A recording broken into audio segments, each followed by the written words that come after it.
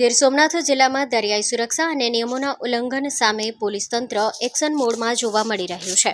જિલ્લા એસઓજી દ્વારા હાથ ધરવામાં આવેલા પેટ્રોલિંગ દરમિયાન કદવાર ફિશકોટ બંદર પાસેથી ગેરકાયદેસર માછીમારી કરતી 3 બોટો ઝડપી પાડવામાં આવી છે.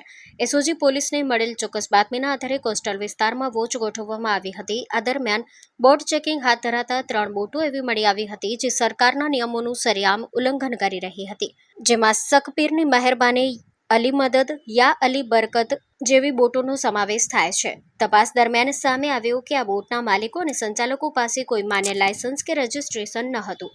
આ ઉપરાંત ઓનલાઈન એન્ટ્રી કરાવ્યા વગર કે જરૂરી ટોકન મેળવ્યા વગર જ દરિયામાં અનધિકૃત રીતે માછીમારી કરવામાં આવી રહી હતી.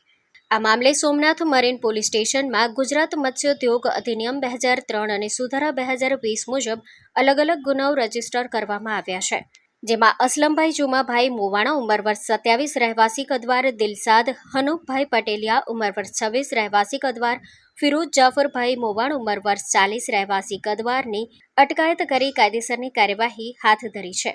Story report by Pratap Sisodia, Maliya Hatina.